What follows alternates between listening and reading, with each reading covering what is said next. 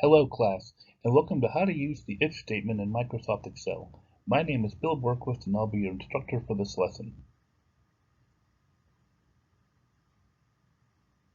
The if function is a built-in Excel function that is used to test a condition. If the condition is met, then a true result displays. Otherwise, the false result displays. The if function is popular among Excel users. Before we go to Excel, let's see how the if statement works.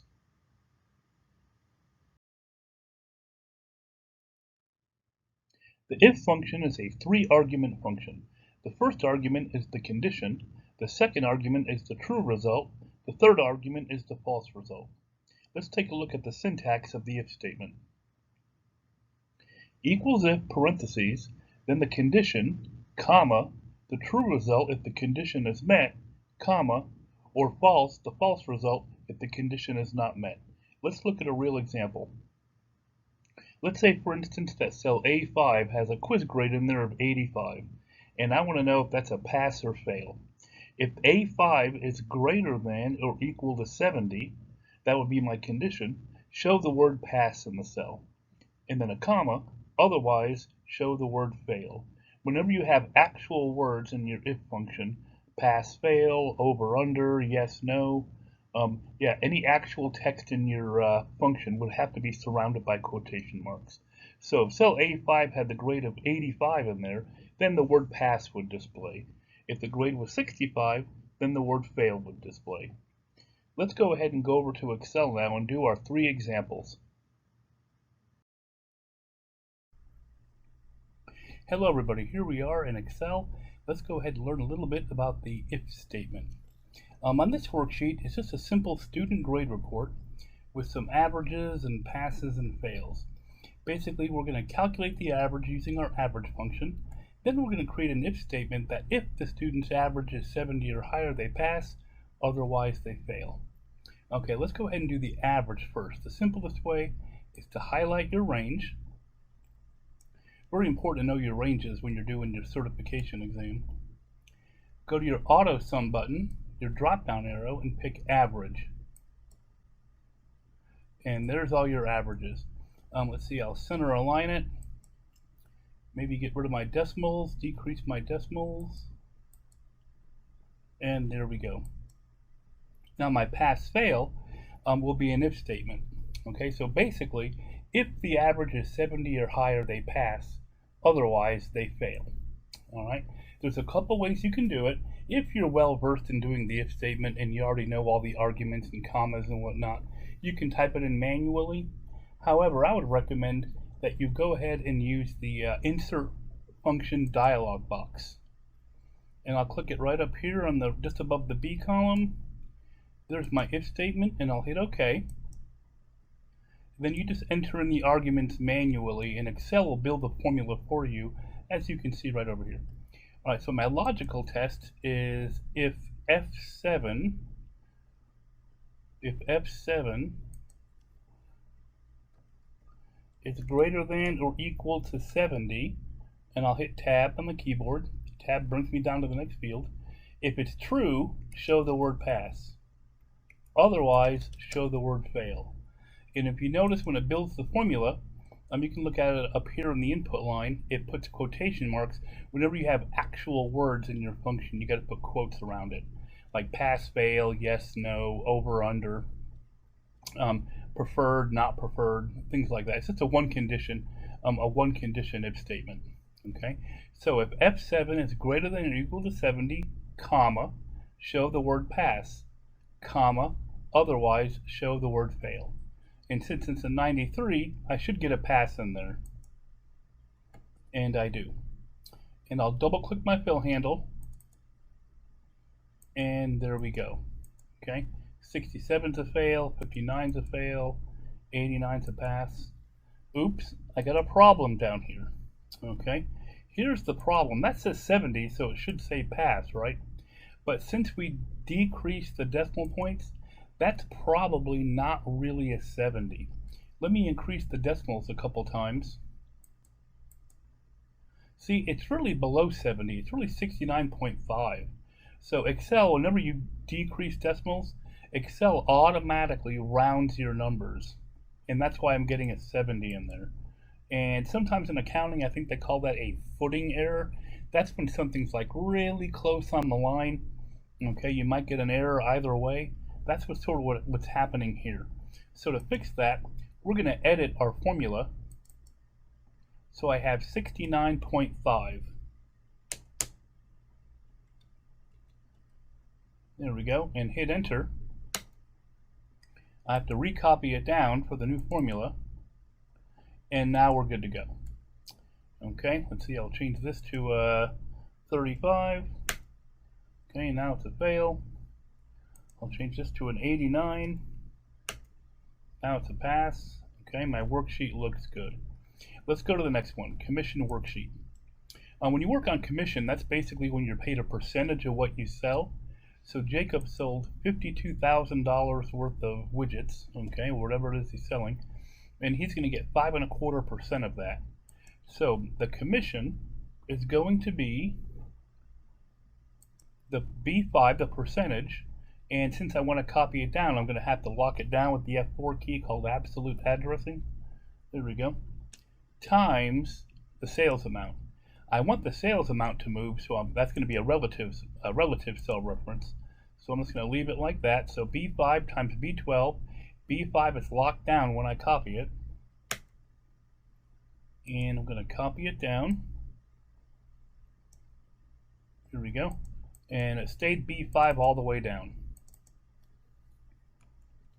Looks good. Now my bonus will be an if statement. If the sales amount is greater than or equal to the bonus threshold, okay, they get the bonus of $100 in this cell. Otherwise, they get 0. Let's type it in manually. Equals if, uppercase, lowercase, doesn't matter, but I type uppercase because I think it's easy to read. Open parentheses. If this cell, which is B12, is greater than or equal to my bonus threshold, and I need to F4 that to lock it down because I want to copy it, comma, yes, they get the bonus in B7. And I want to lock that down because I want to copy it down. Always think about if you're going to copy it, if you need anything to be absolute.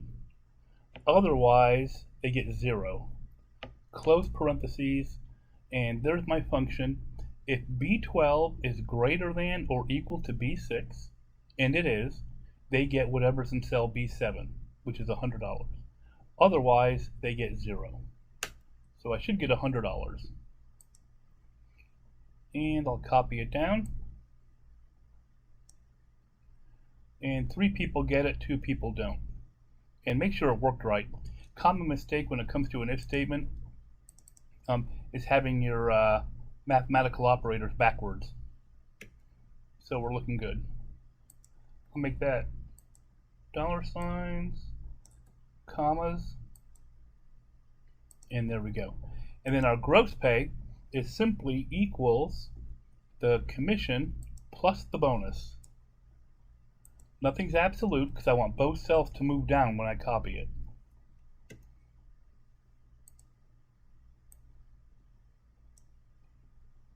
There we go. I'll make this just comma style. And we're looking good. Alright, my grand total sales will be just a simple sum function. Notice it's picking up 3 extra cells. I'm just going to re-highlight it.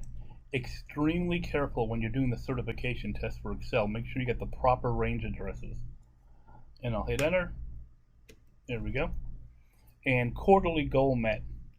Basically, if the grand total sales exceeds the sales goal or equal to it, yes, the goal was met. Otherwise, no. So we have a yes-no scenario here. If this number is bigger than this number, show me the word yes. Otherwise, show me the word no. So here we go. I'll use my insert function dialog box again. Okay, so if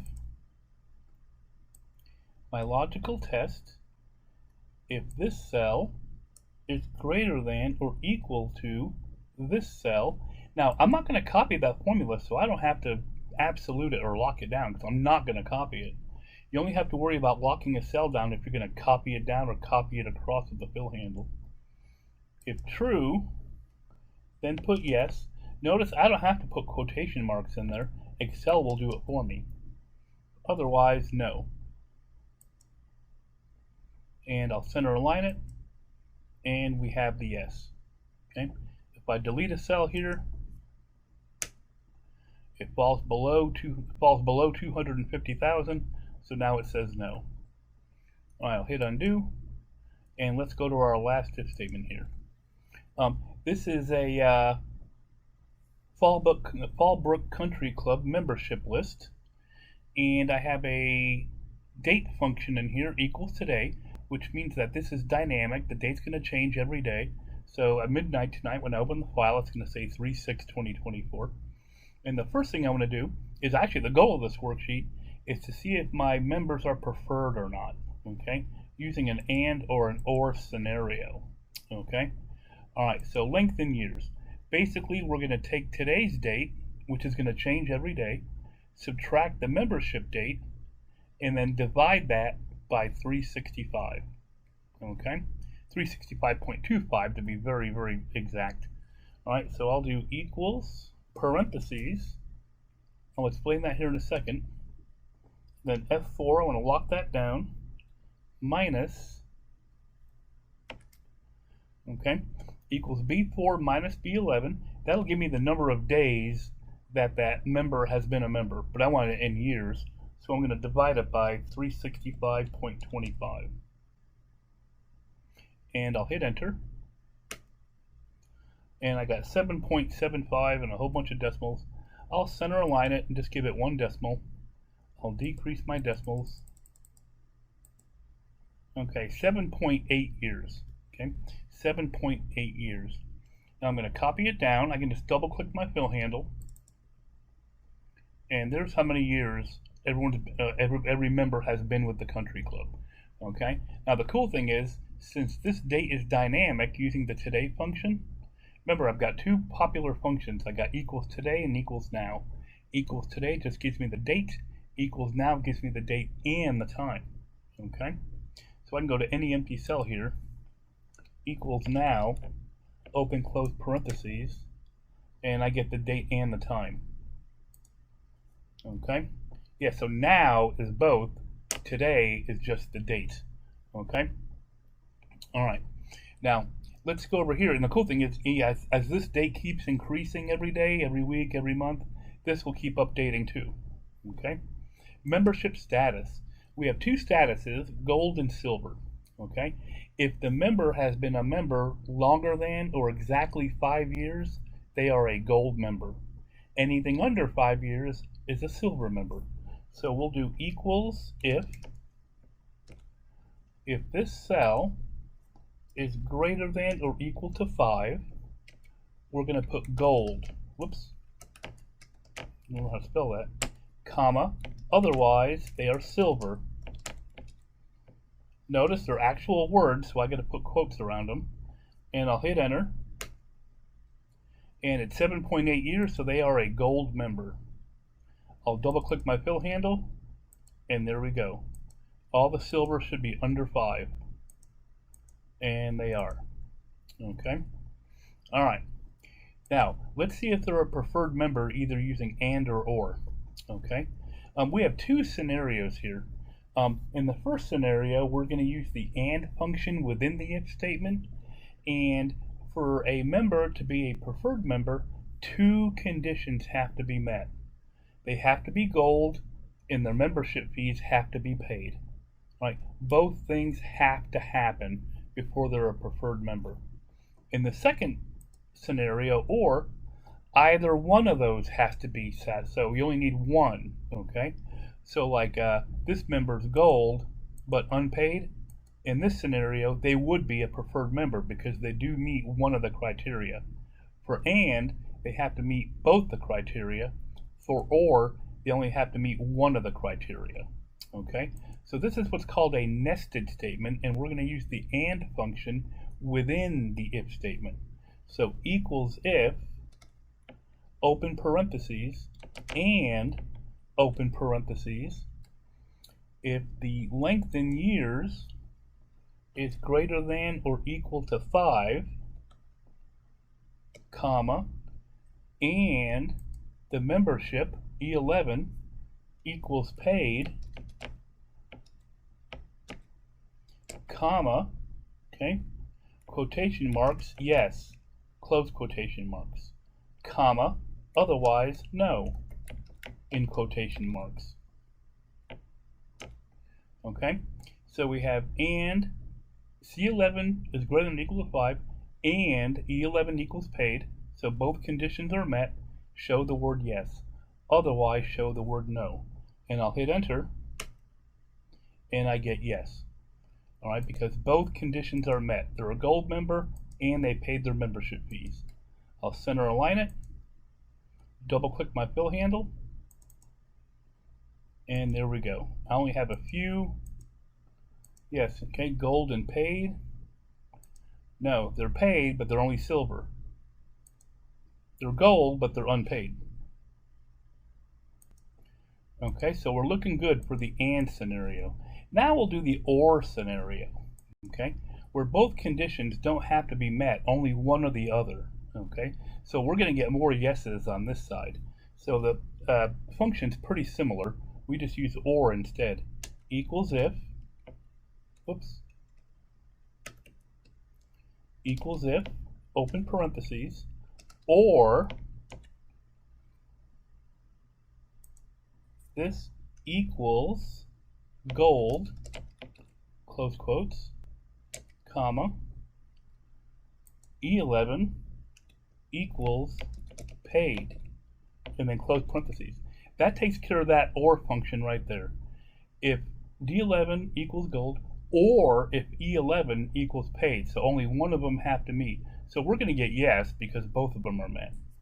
We're going to do comma, yes, inside quotation marks, comma, quotes, no, close quotes, close parentheses. You always have to have an even number of parentheses. So 1, 2, 3, 4. And I think I'm looking good. We should get yes. Okay. Yeah, we're going to have more yeses on this part. And I'll double click my fill handle. And there we go. Okay. If it's a no, that means not only they're not gold, but they're not paid either. They're only a silver status, and they're unpaid. Okay, or they're unpaid, so no. Okay, they are not a preferred member. All right. This one's a preferred member because even though they're not paid, they are gold. So it meets the or criteria. Okay. All right. So that's doing a little bit with the if statement in the and or function. Okay, the and or function. You will see these two on the certification test. I can just about guarantee you, and in the real world. Okay, I always like reiterate the fact that you will see if statements and or statements in the real world. Okay, so we did our student grades with our simple if statement with pass or fail. We did our different commission. Let's see if I change a number here to 200. There we go, it changes automatically. I'll change that to 6%. Okay, that updates. All right, I'll change this to 20,000. Whoops.